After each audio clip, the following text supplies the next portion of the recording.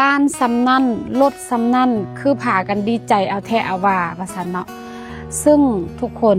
คำว่ารถซ้ำนั่นสำหรับเจ้าเนาะแต่ว่าสำหรับข่อยเนี่ยนะก็คือมันมูลราคาอย่างที่เห็นเลย15 ล้านกว่าบาทหรือว่ารวมแต่งเนี่ยเป็น16 ล้านกว่าเลยแล้วก็บ้านนะทุกคนจักกี่ล้านบ่ฮู้เพราะว่าเฉพาะตกแต่งเนาะทางในเนี่ยของมาดามดำก็คือ5 ล้านกว่าบาทแต่ว่าอันนี้ก็คือเป็นของมาดามดำอยู่ฝั่งไทยเด้อซึ่งของก้อยเองเนาะ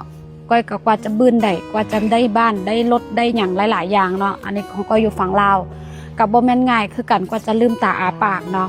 เพราะคนที่บ่มีต้นทุนแบบพวกข่อยคนที่ต้นทุนต่ำแบบพวกข่อยคนที่เงินหน่อยแบบพวกข่อยกว่าจะมีจุดยืนกว่าจะบืนให้ตัวเองมามีมื้อนี้นะทุกคนมันบ่ได้ง่ายเลยได้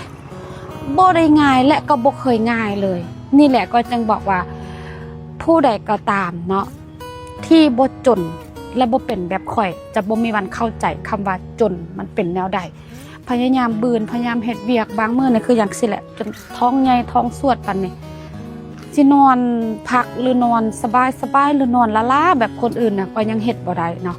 อัดคลิปมื้อนึงจักกี่คลิปก็ยังเฮ็ดพอเมื่อก่อนน่ะก็เฮ็ดให้เฮ็ดนารับจ้างเกี่ยวข้าวเกี่ยวน้ำเกี่ยวเกี่ยวข้าวรับจ้างแบกข้าวก็ยังรับจ้างมาแล้วเนาะซ้ำนี่ก้อยซิวแห้งได้ซิวมากเลยคือก้อยเองเนาะถ้ามื้อนั้นเลือกที่จะคิดเล็กคิดน้อยกับกำไรเนาะที่ตะดำได้จากก้อยค่ะนะก้อยอาจจะแบบก็บ่ฮู้เนาะว่าเฮาจะเดินทางมาเป็นแบบใดแต่ทุกช่วงเวลาของการเดินทางหรือทุกช่วงเวลาของการเฮ็ดเวียกเนาะอย่างที่ฮู้เลยว่าเฮ็ดหยังก็อย่าต้องมีเป้าหมายที่ชัดเจนและต้องมีเป้าหมายให้เจ้าของและต้องลงมือทำแบบซ้ำๆและต้องมีวินัยให้ตัวเองคือมันบ่ได้ง่ายเลยได้ทุกคนแต่สำหรับคนที่มีเงินหลายหั่นน่ะอย่าว่าแต่10 กว่าล้านหรือ20 ล้านบาทเถอะ100 ล้านบาทเป็นเงินกินเล่นซื้อๆเป็นเงินซื้อขนมอันนี้คือสำหรับคนรวยแต่เฮานะทุกคนมาเห็นสำเนียงแล้วน้ำหูน้ำตาจะไหลเลย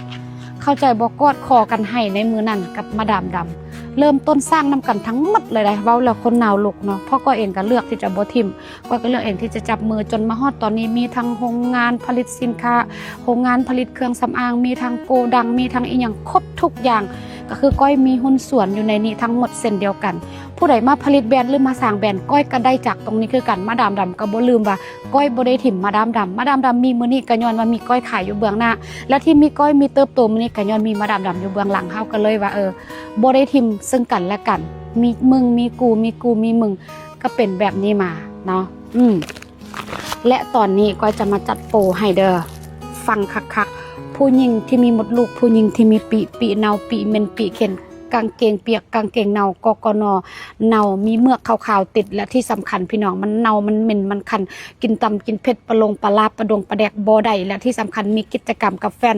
มีพสพบ่ได้เวลาเปลี่ยนผู้ตลอดพอมีพสพตลอดสวงลางพังสวงลางเล่าสวงลางเนาสวงลางบ่แน่นและยังบ่พอพี่น้องจ้ะปจดมาบัดใดปวดท้องหน่อยประจำเดือนรอบเดือนมาปวดท้องน้อยแห้งมดลูกอยู่ต่ำกลายเป็นเหนียวยอดยางหลายบ่ได้ยกหนักบ่ได้แม่นบ่กินตัวนี้2 เม็ดก่อนนอนแม่ลังคลอดกินได้เด้อพอมันยกกระสับมดลูกและขับน้ำเข้าปากออกพร้อมให้ได้มดลูกเข้าอู่ได้ไวตัวนี้นะทุกคนโคตรจึงเลยเด้อล้างลาสนีหอยอันนี้ค่าเสือลาผู้หญิงผู้ชายผู้น้อยผู้เฒ่าแม่ถือผ้าล้างได้ล้างบ่หอมล้างบ่คักล้างบ่เย็นบ่เอาเงินก่อนจะมีพสพกะล้างมีพสพแล้วกะล้างเสร็จนี่คือโคตรจึงเลยพี่น้องและอันนี้สาต้มเด้อกินน้อยกับบ่ขี้กินหลายกับบ่ไทยขี้บ่คักขี้บ่หมดขี้บ่โล่งบ่เอาเงินและที่สำคัญดีต่อการเป็นฤทธิ์สีดวงพร้อมขับหลังลำไส้พร้อมบางคนให้ไป3บางคนให้ไป4ให้ไป5ภายใน1 ธงผู้ใดที่บ่อยากให้ตัวเองคืออึ่งไข่แล้วต้มกินเลยธงนี้คือโคตรคักเลยพี่น้อง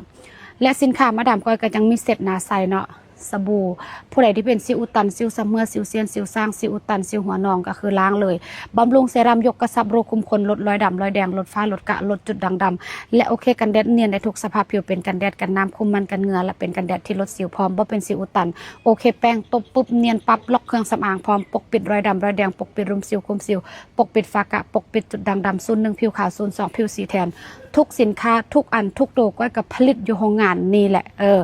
แล้วก็คือจับมือกันมา2 คน